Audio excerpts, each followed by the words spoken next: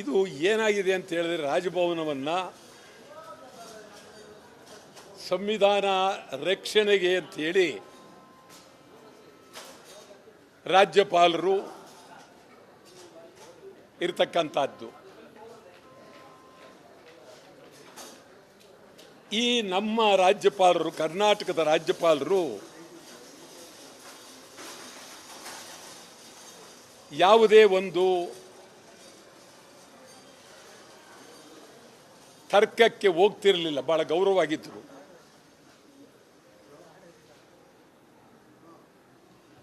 ಮಹಾರಾಷ್ಟ್ರ ಥರ,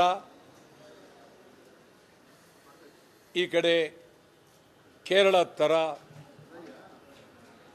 ತೆಲಂಗಾಣ ಥರ ಈ ಥರ ಹೋಗಿರಲಿಲ್ಲ. ಇದು ನಾನು ಬಹಳ ಯೋಚನೆ ಮಾಡಿದ್ದೆ.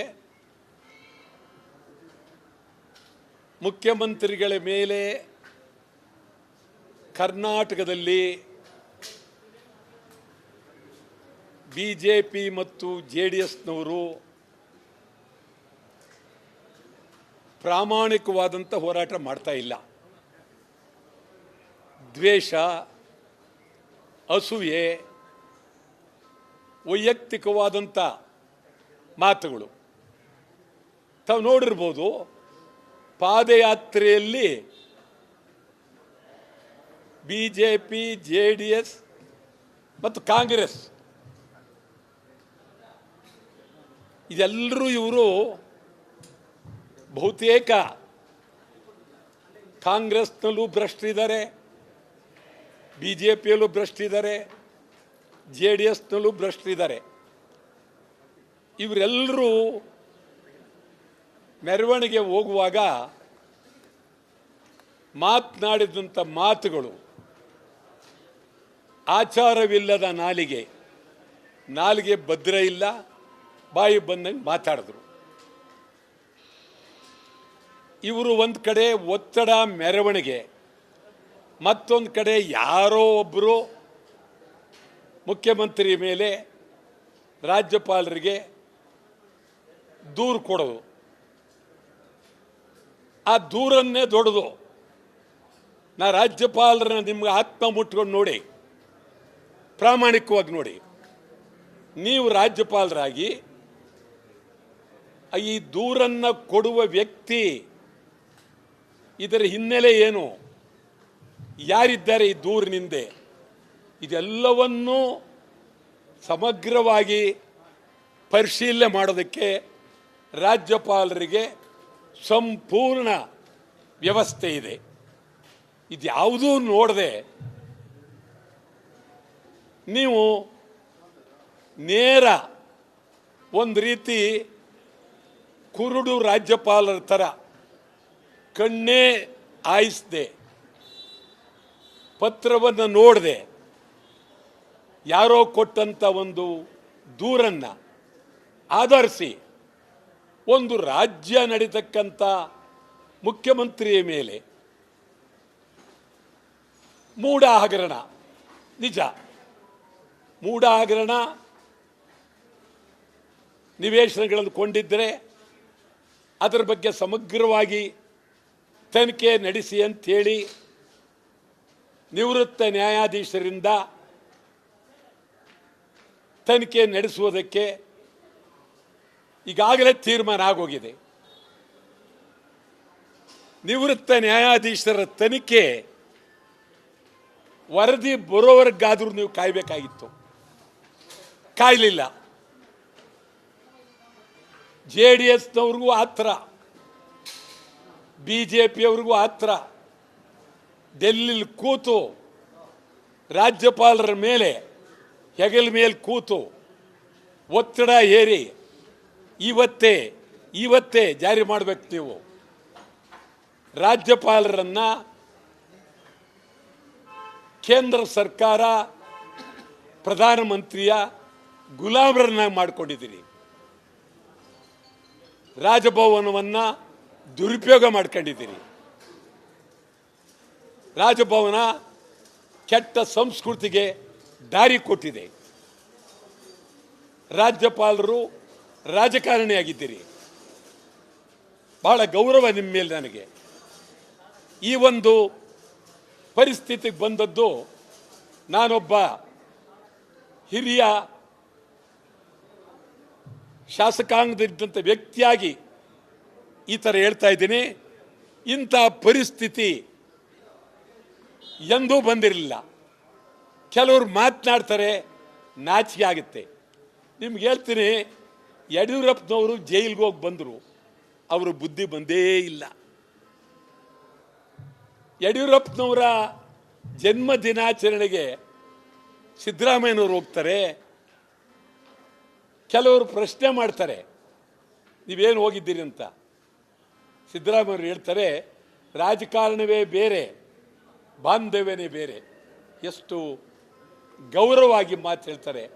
ಈ ಮಾತನ್ನು ಯಡಿಯೂರಪ್ಪನವರು ನೋಡಿದ್ದಾರೆ, ಅವ್ರ ಗಮನಕ್ಕಿಂತ ಬರಲಿಲ್ಲ, ಸರಿಯಿಲ್ಲ. ಇವರು ಜಗದೀಶ್ ಶೆಟ್ಟರ್ದು ಇವತ್ತು ಕೇಳಿದೆ, ಅವರು ಈ ಕಡೆ ಬಂದರು, ಈ ಕಡೆಯಿಂದ ಆ ಕಡೆಗೆ ಹೋದರು, ಆ ಕಡೆಯಿಂದ ಈ ಕಡೆ ಬಂದರು. ಸ್ವಲ್ಪ ಇವರೆಲ್ಲ ರಾಜಕಾರಣ ಮಾಡಿದವರು ಭಾಳ ಗಂಭೀರವಾಗಿರಬೇಕು. ನಾನಿವತ್ತು ಹೇಳ್ತೇನೆ, ಯಾವುದೇ ಕಾರಣಕ್ಕೂ ಮುಖ್ಯಮಂತ್ರಿಗಳು ರಾಜೀನಾಮೆ ಕೊಡಲೇಬಾರದು. ಇಡೀ ರಾಜ್ಯಾದ್ಯಂತ ಪ್ರಜಾಪ್ರಭುತ್ವ ಉಳಿಸಿ ರಾಜಭವನ ರಾಜಕೀಯ ಭವನ ಆಗಬಾರ್ದು ಅಂತೇಳಿ ತೀವ್ರ ಹೋರಾಟ ಅನಿವಾರ್ಯ. ಇದು ಬಹಳ ಗಂಭೀರವಾಗಿ ಯಾವುದೇ ಕಾರಣಕ್ಕೂ ಮುಖ್ಯಮಂತ್ರಿ ರಾಜೀನಾಮೆ ಕೊಡಬಾರ್ದು. ಹಿಂದೆ ತಮಗೆ ಗೊತ್ತಿದೆ, ಬೊಮ್ಮಾಯಿಯವರ ತಂದೆ SR ಬೊಮ್ಮಾಯಿ ಮುಖ್ಯಮಂತ್ರಿ ಆಗಿದ್ದಾಗ ಗವರ್ನರ್ ಅವರನ್ನು ವಜಾ ಮಾಡ್ತಾರೆ. ಸುಪ್ರೀಂ ಕೋರ್ಟ್ ಏನು ಹೇಳುತ್ತೆ ಅಂದರೆ, ರಾಜ್ಯಪಾಲರಿಗೆ ಅಧಿಕಾರ ಇಲ್ಲ, ಶಾಸನ ಸಭೆ ಮುಖ್ಯ, ಶಾಸನ ಸಭೆ ಸೇರಿ ತೀರ್ಮಾನ ಬಹುಮತ ಅಲ್ಲಿ. ಇದನ್ನು ನಾನು ಹೇಳ್ತೀನಿ, ರಾಜ್ಯಪಾಲರು ಮುಖ್ಯಮಂತ್ರಿಯವ್ರಿಗೆ ಹೇಳ್ಬೋದಾಗಿತ್ತು, ತುರ್ತು ಶಾಸನ ಸಭೆಯನ್ನು ಕರೀರಿ, ಶಾಸಕರು ಸುಪ್ರೀಂ ಶಾಸಕರು ಚರ್ಚೆ ಆಗಲಿ, ಅದರಲ್ಲಿ ಅಕ್ರಮ ಇದೆ ಅಂತಂದರೆ ನೀವು ಮತದಾನಕ್ಕಾಕಿ ಮತದಾನದ ಮೂಲಕ ತೀರ್ಮಾನ ತೆಗೆದುಕೊಳ್ಬೇಕೆ ಹೊಂತು ರಾಜ್ಯಪಾಲರು ಸರ್ವಾಧಿಕಾರಿಯಾಗಿದ್ದೀರಿ. ರಾಜ್ಯಪಾಲರು ಪ್ರಜಾಪ್ರಭುತ್ವವನ್ನು ಗಾಳಿಗೆ ತೂರಿದ್ದೀರಿ. ರಾಜ್ಯಪಾಲರು ನಡೆ ಕರಾಳ. ನಾಳೆ 12:30 ಗಂಟೆಗೆ ಕೆಂಪೇಗೌಡ ಬಸ್ ನಿಲ್ದಾಣದಲ್ಲಿ ರಾಜ್ಯಪಾಲರ ನಡೆಯ ವಿರುದ್ಧ ಕರಾಳ ದಿನಾಚರಣೆ, ಪ್ರಜಾಪ್ರಭುತ್ವ ಉಳಿಸಿ ಅಂತೇಳಿ ಕರಾಳ ದಿನಾಚರಣೆ. ರಾಜ್ಯಪಾಲರ ನಡೆ ಸರಿಯಿಲ್ಲ, ಗೌರವಲ್ಲ. ಈ ಬಗ್ಗೆ ಇಡೀ ರಾಜ್ಯದ ಎಲ್ಲ ಪ್ರಜಾಪ್ರಭುತ್ವವಾದಿಗಳು ಇದನ್ನು ತೀವ್ರವಾಗಿ ಖಂಡಿಸಬೇಕು. ಮುಂದಿನ ದಿನಗಳಲ್ಲಿ ಸಾಹಿತಿಗಳು, ಬರಹಗಾರರು, ಹೋರಾಟಗಾರರು ಎಲ್ಲರೂ ಬೀದಿಗಿಳಿಬೇಕಾಗುತ್ತೆ. ಇದು ಸಿದ್ದರಾಮಯ್ಯನವರ ಪ್ರಶ್ನೆ ಅಲ್ಲ. ಸಿದ್ದರಾಮಯ್ಯಗೆ ನೆಪ ಮಾತ್ರ ಮುಖ್ಯಮಂತ್ರಿ ಆಗಿದ್ದಾರೆ. ನಾಳೆ ಸಿದ್ದರಾಮಯ್ಯನ ಬಿಟ್ಟು ಇನ್ನೊಬ್ಬರು ಮುಖ್ಯಮಂತ್ರಿ ಬಂದರೆ ಆಗಲೂ ಇದು ರಾಜಭವನ ಈ ಥರ ಆಗುತ್ತೆ.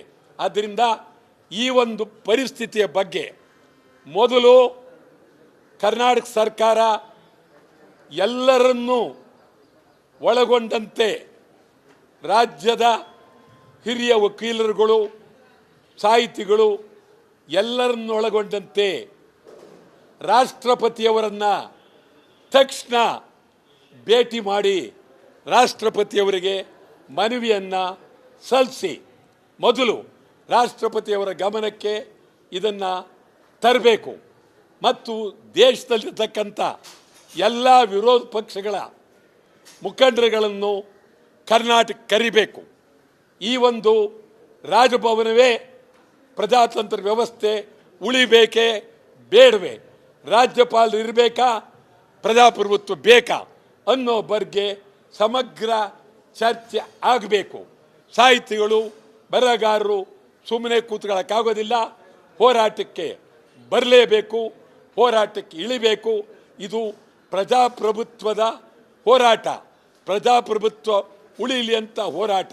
ಆ ದೃಷ್ಟಿಯಿಂದ, ಪ್ರಜಾಪ್ರಭುತ್ವ ಉಳಿಯುವ ದೃಷ್ಟಿಯಿಂದ ಸಿದ್ದರಾಮಯ್ಯನವರು ಏನೇ ಆದರೂ, ಯಾವುದೇ ಒತ್ತಡ ಬಂದರೂ ರಾಜೀನಾಮೆ ಕೊಡಬಾರ್ದು ಅಂತೇಳಿ ಅತ್ಯಂತ ಕಳಕಳಿಯಿಂದ ಒತ್ತಾಯ ಮಾಡ್ತೀನಿ. ನಾಳೆ 12:30 ಕೆಂಪೇಗೌಡ 12:30 ಗಂಟೆಗೆ ಕೆಂಪೇಗೌಡ ಬಸ್ ನಿಲ್ದಾಣದಲ್ಲಿ ರಾಜ್ಯಪಾಲರ ನಡೆಯನ್ನು ವಿರೋಧಿಸಿ ಪ್ರಜಾತಂತ್ರ ವ್ಯವಸ್ಥೆ ಉಳಿಸಿ ಅಂತೇಳಿ ಕನ್ನಡ ಚಳವಳಿ ವಾಟಾಳ್ ಪಕ್ಷ ಕರಾಳ ದಿನಾಚರಣೆ